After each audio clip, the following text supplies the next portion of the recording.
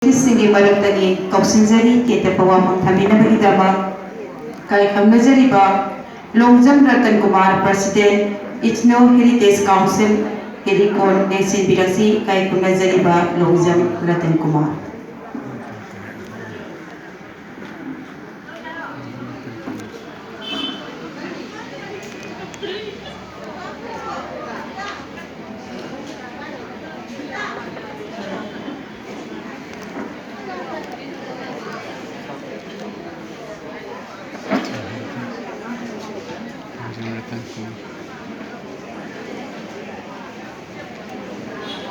Ahan namaktada lamdam sibu konbiba ma kandhokan ibu ramjaraga ngasigi anti-repression day hawramasida phambak takta lingsin diribi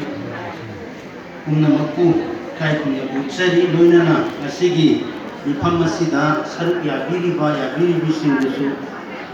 kai kunya butsari aduga Renamadi electronic media ki chilinaw so kai kuchari loinana July 15 lisingani sopna mari ki numita kogi Kangla gi mamangda yamna sinthan ngai oiba puari da mayekla na lehoragada dugumba khongjang changsin bikibi Ima tarani thoigi mafam dasu ikok monna khulumjari khoi mayam mamang da ngam khiba wangang loi singna hajaba wafam kayama thambi gre adu aina sum khanjabada akhoida ngasi phamdana anti repression day haina thoram si pangthoi buje akoida repress tawriba akoida namsan laibase karigino haibu matamda aina kanjabdadi akoise masak nasu thokna ining ikha tamna niyoiba magi phangpham thokpa hak singdu phangna koi hingjage aina leima matamda madugi oiba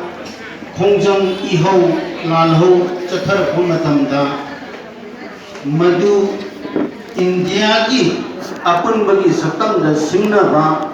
India ki mayokta leiba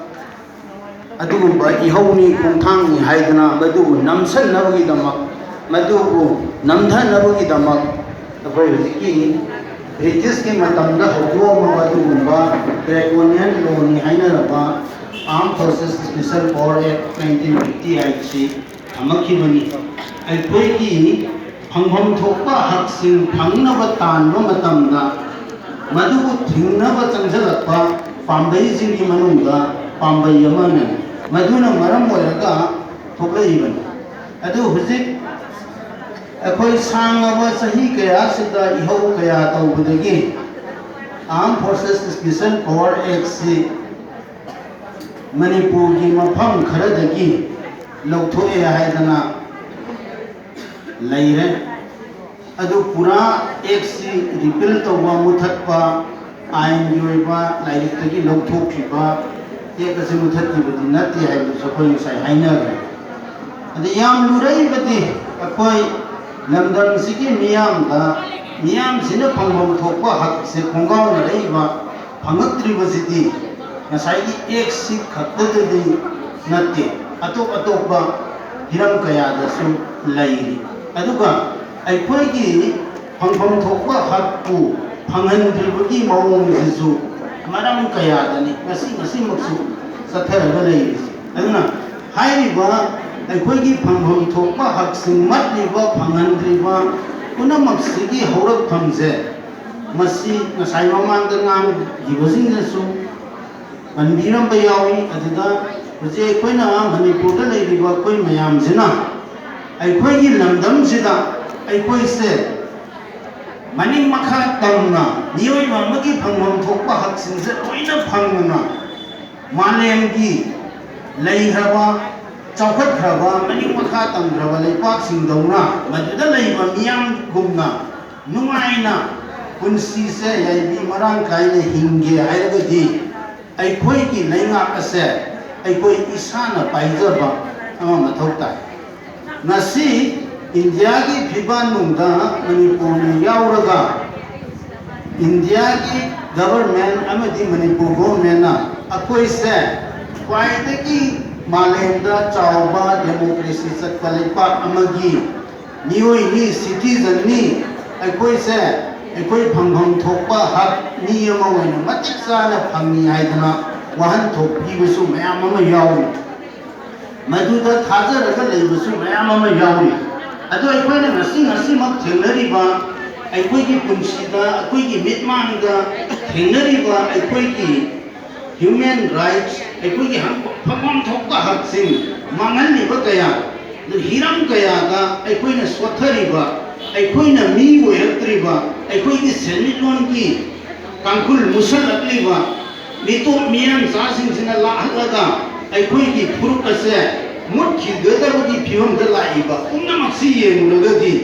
नसाइगी ख्वाइदगी चावबा democracy चटपा मनिंग मखा तंबा लेपाक अमगी मियोय अमनी मियामनी हाइबसिदी यामना लानबा मोनी मसे कोइ इसा इसाना लोइना फावरोने मसी मरम करिनो हाइबा मतमदा अखोइ ने याउरिबा India हाइबसे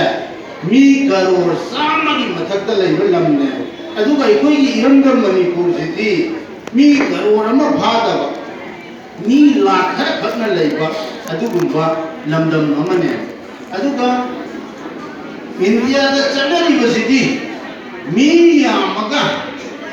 मागी political power से लेंगाक लोनगी पांगल से यामना लौगनी हाइबने मी याम लेबा यूपी ना एमपी मैम लेबा बिहार ना एमपी मैम लेबा मी याम दबा मणिपुर ना एमपी याम दबा अदुगा लेंगाक लोई सिंगी लुचिंगबा मकोक खलकपा मतमदा मी यामबा एमपी लेबा लमजिना अदुम मकोकसी होइगिबा लाइतदी नोइसु मणिपुर की एमपी जु प्राइम मिनिस्टर ओइबा याइने हाइबा या यादे हाइबदी लेतबा याइ हाइबदी लेबा अदुगा ओइरक्नबगी ओइथोकबदो प्रैक्टिकल ओइनदी लेतबनेबा असिगुंबा फिबमदा अखोइसे इंडिया दा यावबनिना मसिंगजु यामदबनिना अखोइगी ओइबा साथुम अखोइगी ओइबा फंगफंग थोकबा हक से ngasi मणिपुर अमदी इंडिया का लेनरिबा मरी सिदा लेरगदी फंगबा जमा वैथोक्त्रेबा अदुगा ngसाइगी 2004 दा थोकिबा अदगी 70s दा थोकिबा अदगी 2002 दा थोकिबा 1 दा थोकिबा अखोइना थोहनिंगदबा थोकदो कया मरण थोक्रिबा ngasi मक्सु थोक्तना लेरिबसे मसी इंडिया सुम मणिपुर दा लेनरिबा ngasi की फिवम सिदा सुम लेबा तारगदी अखोइ मसिंग थिंगमदबा अखोइ की हकु मटपा थोकदो कयामा थोलखिने अदुना अखोइ की फंगफंग थोकपा हक सिंगसे लेंगाक लोन की वगैरह सेमिट लोन की वगैरह अखोइ की खुनाई लोन की वगैरह नाट की वगैरह लाइनिंग लाइसोन की वगैरह पुनमक्से मालेम की चौखटलबा लेपाक अमगी मियाम कुना फंगे हाइबा तारगदी ngasi मणिपुर गा इंडिया गा लेनरिबा मरी असे असि होंगन मनतन उपाय लेते अदुना अखोइ मणिपुर की फिवम से यामना लुबनी अखोइ ngसाई यामबा अमन हाइबीदी अखोइ खितन फिवम से इंधर बदौना तौरे गाय इंधर बदौना तौबसे आइगी बिमांगा भोक थोंगना मी मा हाटपा नोइना कापदु खरा लेपखिबगी वानी तपना हाटपदि सुलेप लेपत्रियो मसे हिरम कयादनी मितो मियान जासिन अदुम संसदई आईएलपी हाइबसु ममिंगदगी वानी अदुना कैसु थिंगदे अदुदगी अखोइगी चाना थक्नबा पोट हाइरो ममन से आयोना वांग्रबनी अदुगा फत्तबा हु सेनबा मयाम अमसु कोइ चारी अदुदगी अखोइगी लेंगालोन की फिवम से मसिसु नोमा की लिखा पोलतना नरांग नहांदा तौगिबा vote Tuga अखोइगी लमदम सिगी ओइबा local party अमतगी mayor अमत थोप ngamdrabani ꯑꯗꯨꯒ ꯑꯩꯈꯣꯏꯒꯤ ꯁ꯭ꯇꯦꯠꯀꯤ ꯑꯣꯏꯕ ꯀꯅꯥꯅ ꯀꯔꯤ ꯑꯣꯏꯅꯤ ꯐꯝ ꯈꯟꯕꯁꯤ ꯐꯥꯎꯕ ꯃꯁꯤꯗ ꯈꯟꯕ ꯉꯝꯗꯗꯅ ꯗꯤꯜꯂꯤꯗ ꯈꯜꯂꯕꯅꯤ ꯑꯩꯈꯣꯏꯒꯤ ꯐꯤꯕꯝꯁꯦ ꯃꯥꯏꯀꯩ ꯈꯨꯗꯤꯡꯃꯛꯇ ꯃꯌꯥꯏ ꯀꯥꯕ ꯆꯤꯟꯖꯥꯛꯇ ꯍꯥꯏꯔꯁꯨ ꯍꯥꯟꯅ ꯑꯇꯣꯞꯄ ꯂꯝꯗ ꯁꯨꯡꯉꯝꯃꯒ ꯄꯨꯔꯛꯄꯗꯣ ꯉꯁꯤꯗꯤ ꯑꯩꯈꯣꯏꯒꯤ ꯂꯝꯁꯤꯗ ꯁꯨꯡꯉꯒ ꯌꯣꯜꯂꯛꯑꯕꯅꯤ ꯃꯌꯥꯏ ꯀꯥꯕ ꯆꯤꯟꯖꯥꯛꯀꯤꯁꯨ ꯑꯗꯨꯒꯤ ꯂꯝꯕꯤ ꯊꯣꯡꯗ ꯍꯥꯏꯔꯁꯨ 1970ꯗ ꯂꯝꯕꯤ ꯆꯠꯄ ꯍꯧꯈꯤꯕ 70sꯗ ꯆꯠꯄ ꯍꯧꯈꯤꯕ ꯑꯩꯈꯣꯏꯒꯤ ꯖꯤꯔꯤ ꯏꯝꯐꯥꯜ ꯂꯝꯕꯤꯁꯦ ꯆꯍꯤ ꯀꯌꯥ ꯀꯨꯏꯔꯕꯅꯣ ꯉꯁꯤꯐꯥꯎꯗ ꯆꯠꯄ ꯌꯥꯕ ꯂꯝꯕꯤ ꯑꯣꯏꯗ꯭ꯔꯤꯕꯅꯤ ꯑꯗꯣ ꯁꯣꯝꯗ ꯑꯩꯈꯣꯏꯒꯤ ꯗꯤꯃꯥꯄꯨꯔ ꯔꯣꯝꯗ ꯆꯠꯄꯁꯤꯁꯨ ꯉꯥꯏꯍꯥꯛ ꯂꯩꯇꯅ ꯊꯤꯡꯗꯅ ꯑꯩꯈꯣꯏꯗ ꯑꯄꯟꯕ ꯄꯤꯔꯤꯕꯅꯤ ꯍꯥꯏꯕꯗꯤ ꯑꯩꯈꯣꯏꯒꯤ ꯃꯅꯤꯄꯨꯔꯅ ꯊꯦꯡꯅꯔꯤꯕꯁꯦ ꯍꯤꯔꯝ ꯈꯨꯗꯤꯡꯃꯛꯇ ꯑꯩꯈꯣꯏ ꯑꯋꯥꯕ ꯆꯩꯊꯦꯡꯁꯦ ꯊꯦꯡꯅꯔꯤꯕꯅꯤ ꯑꯩꯈꯣꯏ ꯐꯕ ꯅꯠꯇꯦ ꯃꯁꯦ ꯑꯩꯅ ꯐꯠꯇ꯭ꯔꯦ ꯐꯠꯇ꯭ꯔꯦ ꯐꯠꯇ꯭ꯔꯦ ꯍꯥꯏꯔꯒ ꯑꯩꯈꯣꯏꯁꯦ ꯅꯤꯡꯍꯟꯅꯔꯁꯤ ꯍꯥꯏꯖꯕ ꯅꯠꯇꯦ ꯑꯩꯈꯣꯏꯅ ꯇꯁꯦꯡꯅ ꯊꯦꯡꯅꯔꯤꯕ ꯄꯣꯠꯁꯤꯡꯁꯦ ꯑꯩꯈꯣꯏꯅ ꯌꯥꯝ ꯃꯨꯟꯅ ꯀꯨꯞꯅ ꯅꯩꯅꯕ ꯃꯊꯧ ꯇꯥꯏ ꯑꯗꯒꯤ ꯑꯩꯈꯣꯏꯒꯤ ꯃꯤꯌꯥꯝ ꯑꯩꯈꯣꯏꯒꯤ ꯇꯨꯡꯒꯤ ꯃꯤꯔꯣꯜ ꯃꯁꯤꯕꯨ ꯄꯨꯈꯠꯂꯛꯀꯗꯧꯔꯤꯁꯦ ꯁꯤꯁꯨ ꯄꯨꯔꯥ ꯍꯣꯔꯦ ꯀꯔꯤꯗ ꯍꯣꯔꯦ ꯃꯅꯤꯄꯨꯔꯗ ꯇꯝꯕ ꯌꯥꯕ ꯑꯐꯕ ꯀꯣꯂꯦꯖ ꯑꯃꯐꯥꯎ ꯂꯩꯇꯦ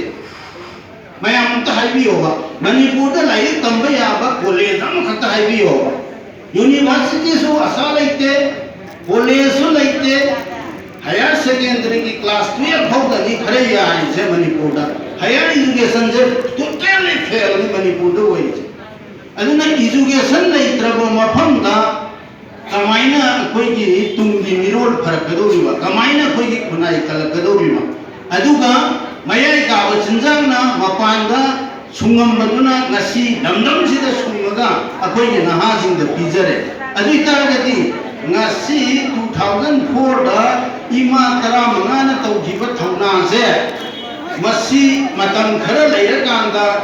अखोइगी तुंगदा लाइबा सिंसिना ima की थाकल आकांदा मधु तौबुगी वाखनसि लेगिद्रा होजे अखोइना खना नैनरी बसिदा तुंगी नुपीरे ओइरगदब नहा कया याउरी के नुपा दो नुपी दो अदुना अखोइगी फिल्म से अदुकी मतिक फत्रे फत्रे न तोजे हाइजब नते लेरिबो फिल्म सिंसे कुपना नैनरे हायरकांदा अखोइ कमाइना पुखतगदगी हाइबसे